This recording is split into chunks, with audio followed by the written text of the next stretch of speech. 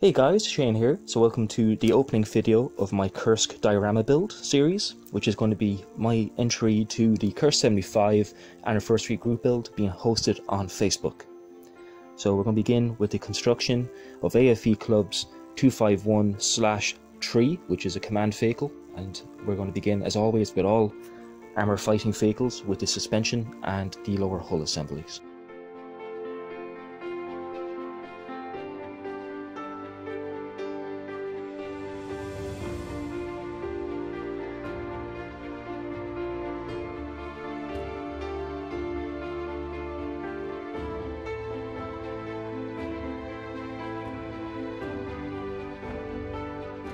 The AFV Club is very well detailed, however it does have a lot of very small parts, and of course before I began this build I lost my tweezers, so it's going to make assembling this kit a little bit tricky at times, but we will persevere.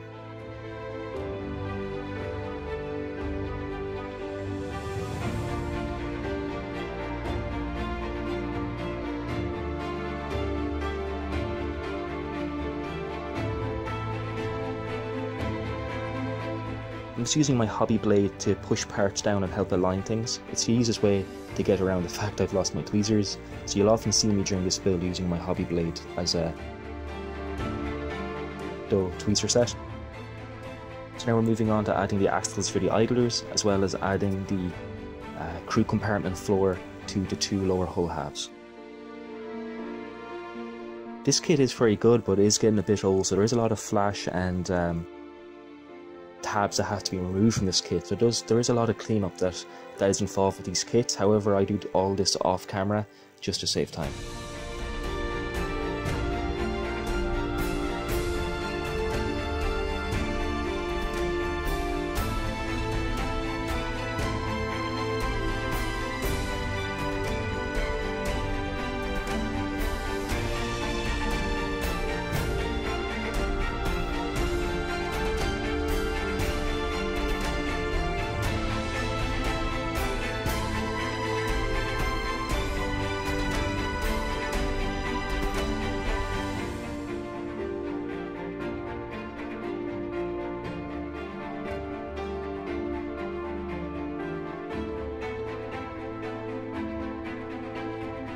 With the lower hull assembly out of the way, we're going to start moving on to the axle assemblies for the front wheels. There's some very delicate parts in this kit, and there's a lot of very fragile pieces, so I would recommend using a very sharp hobby blade if tackling any of the 251 kits from AFV Club.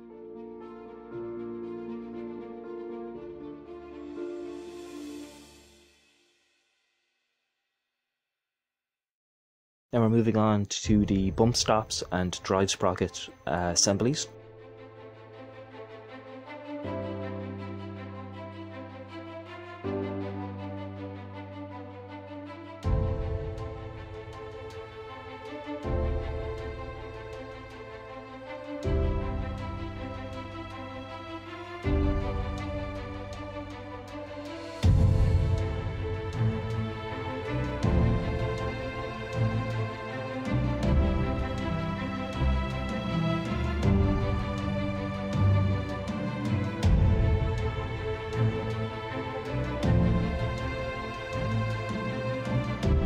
So for jobs like this, I like to use Revel Contacta. Its low setting time makes life a lot easier, especially for parts like this. For more delicate work, we're going to switch to Tamiya Extra Thin, for it has more control.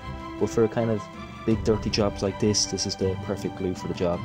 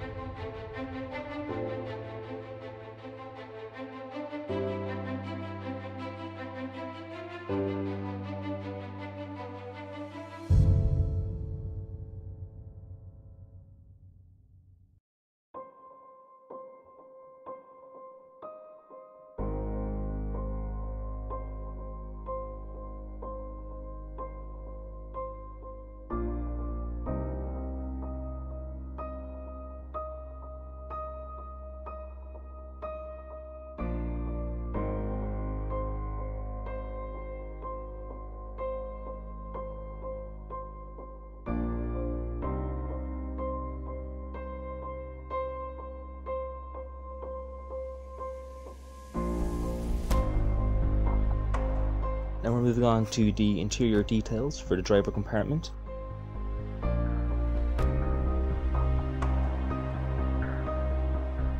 Again, there's a lot of very fragile parts, and the instructions on the AFV Club kit is a little bit vague in some placements, so I referred to some reference photos on the internet just to be sure of the placement of the various different gears and gear shifts.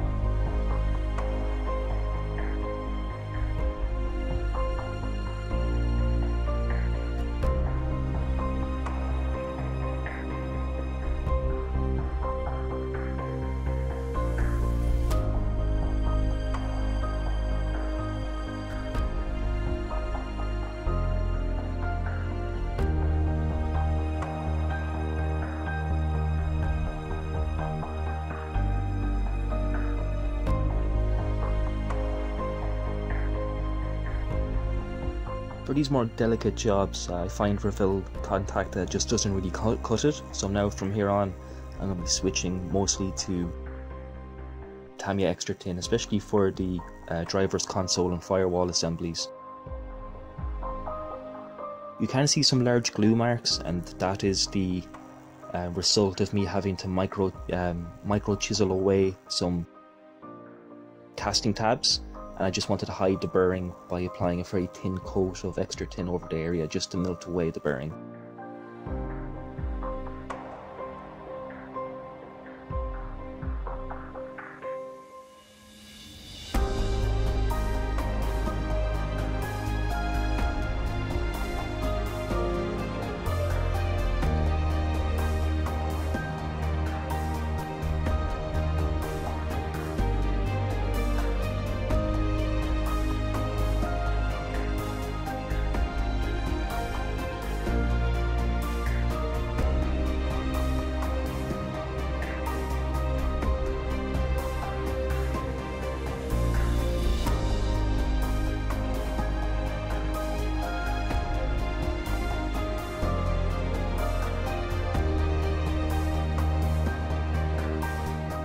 It's very important while placing these parts that the objects we mount on the side of the lower hull walls sit flushed with the lower hull.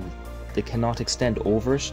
I'll have to remove some of these parts when I try to fit the upper hull, as these parts will actually interfere with that joint. So ensure when you're actually building your kit that the various different pieces of equipment on the side of the hull are flush with the lower hull joint.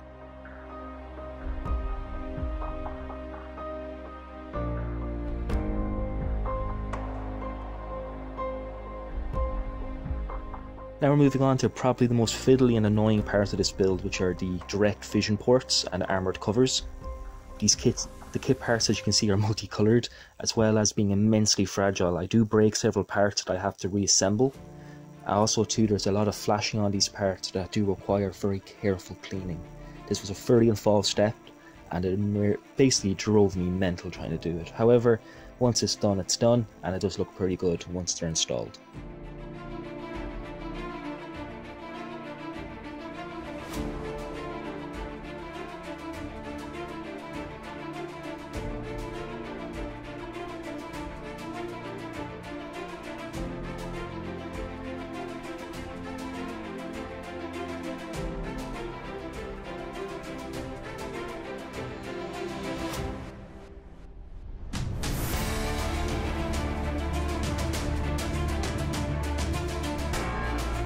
Also moving on to another very fiddly assembly, and these are the hinges for the rear doors to the troop compartment. Again, a lot of flash, a lot of mould seam lines on these parts. This was a very annoying and tricky assembly to get together.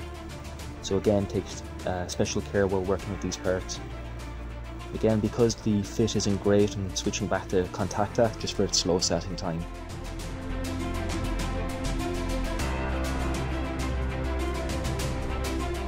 Again, having tweezers would have made this job a lot easier, but we get through it.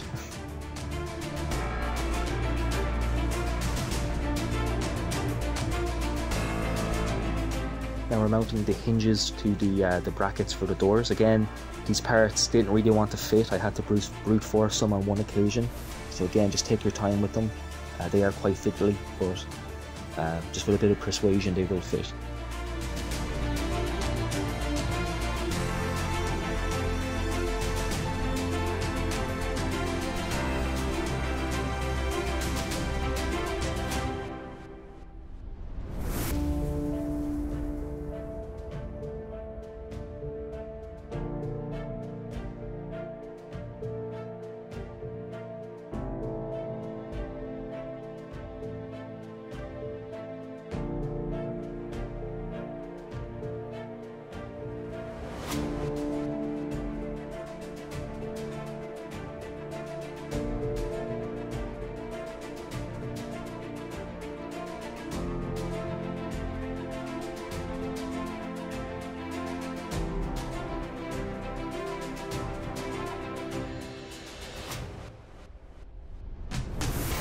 Then was adding some smaller details to the lower hull.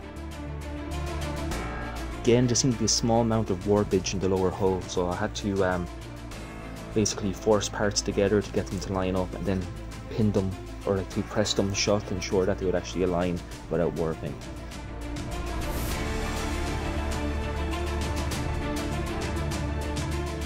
I'm also actually going to put the front plate into the lower hull as well, just to make aligning the upper and lower hulls easier.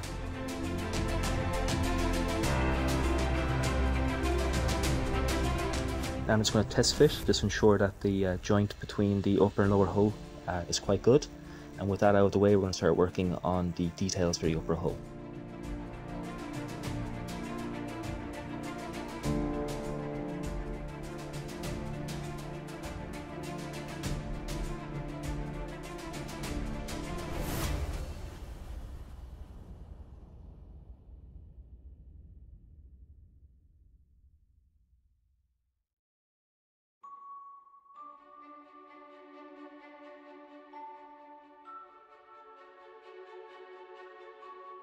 So moving back just to the lower hull here, I'm just adding the reinforcing ribs to the troop compartment. Again, the instructions are a little bit vague to where these go, but there are 2 slots cut in to the floor plate, so it will help you align them. And again, just keep the joint of where it arches in flush with the lower hull.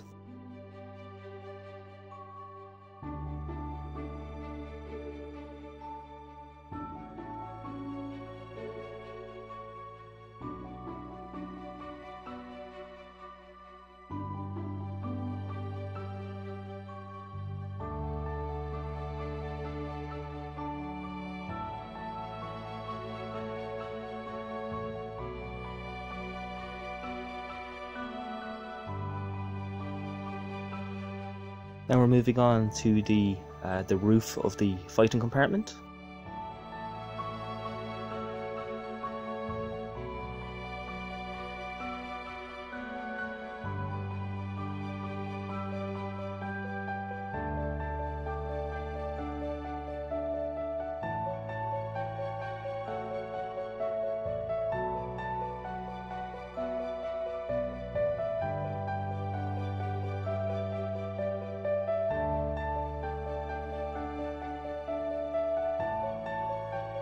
We're also going to start working on the direct vision port for the driver and co-driver. Again, these parts required immense cleanup and preparation to get them to fit correctly, and parts did snap, requiring me to have to repair parts as I went. It was quite an involved and annoying step.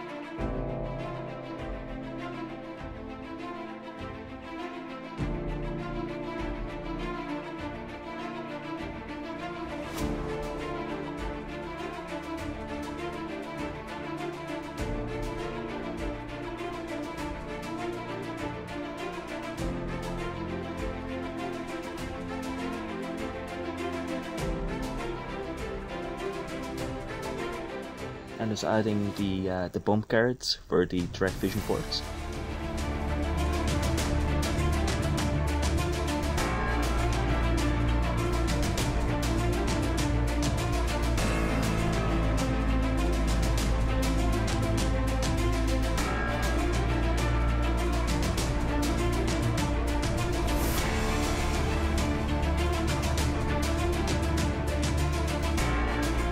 The fit of these parts isn't great, especially between the roof and the front plate for the upper hull, so I will have to come back with some liquid putty to fill in some gaps here.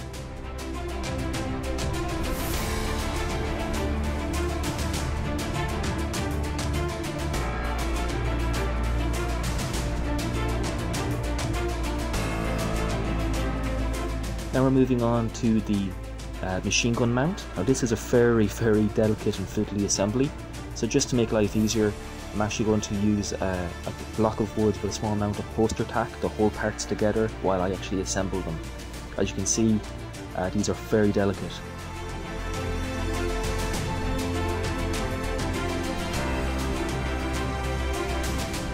Again, I just use a pretty liberal application of extra tin here just to get the internal mounting bracket for the machine gun just to fit to the shield. It's not the cleanest way to do it, but I found just the easiest way to get around it.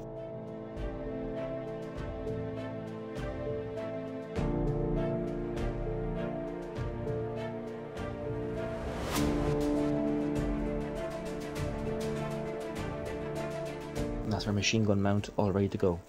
Now moving on to the part I was looking forward to the most and the part I was dreading, which is the radio rack and radio assemblies.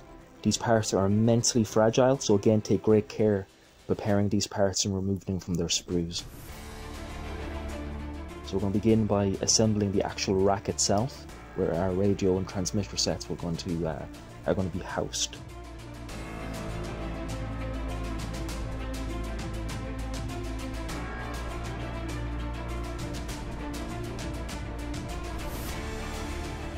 I found the only way to get the actual radio and transmitters to fit into these racks was I actually had to sand them down on all sides just to ensure that they actually would fit. However, just with a little bit of sanding they will.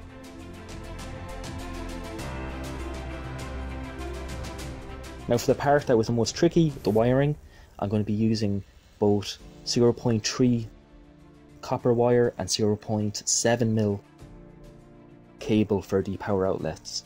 So again, having a micro drill set is very advantageous.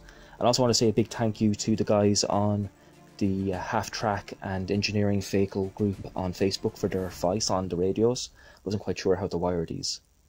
It's not 100% accurate, however, once it's all wired up, it does make the model look so that bit more believable. It has a lot more detail and character to the machine.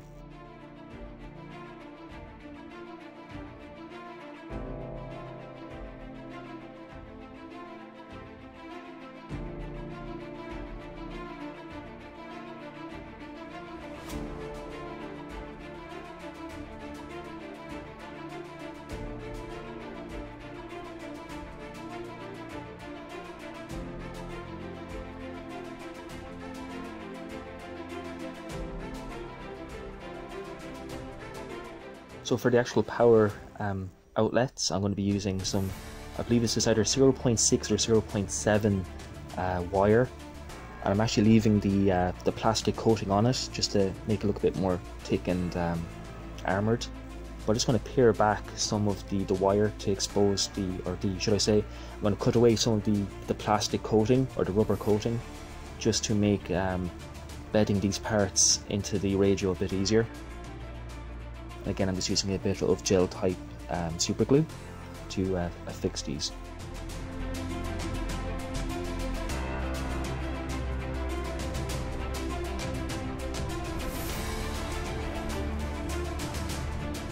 Now I did a lot of the work on the radio off camera just because it was so fragile. However, as you can see here, with a little bit of patience and a little bit of imagination, you can get a really nice end result. Especially the wiring makes a big difference. Now, I'm not entirely finished wiring this. I've yet to add the actual headset cabling, which I'm going to be using 0.3mm cable for that, or should I say copper wire. Now we're just adding some more detail to the fighting compartment. In this case, we're adding the spare barrel boxes for the storage racks that are going to be situated on the hull sides.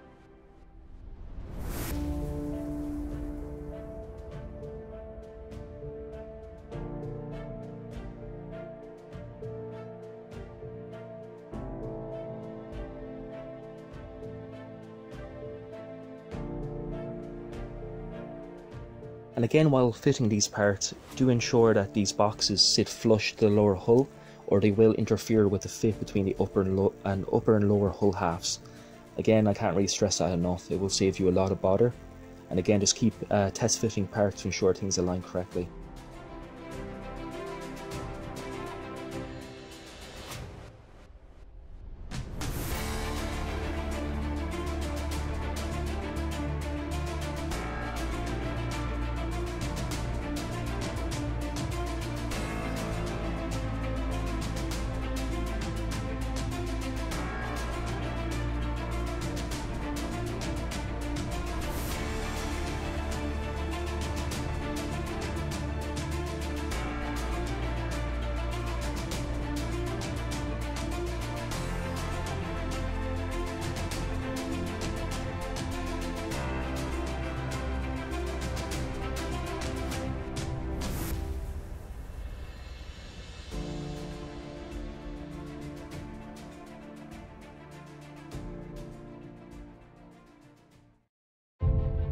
And that's where we're going to leave this build video. So join me for part 2. We're going to actually start finishing off the various builds of this half track, and then we're going to begin priming and painting the interior, and then followed by the painting video for the exterior of this model. I really did enjoy building it. It was quite a nice change of pace from my Sherman builds, and I really enjoyed working on the radio set. As you can see here, it's not 100% perfect, but it does look a lot better than just leaving it bare plastic. So I really hope you enjoyed this video, guys. I actually hope you enjoyed the new piano music I managed to track down. I hope you found it enjoyable. Do join me for the follow-up videos of this build series and of this project series. I'll catch you in the next video, guys. Thank you for watching. Happy building, and I'll catch you in the next video. Bye bye.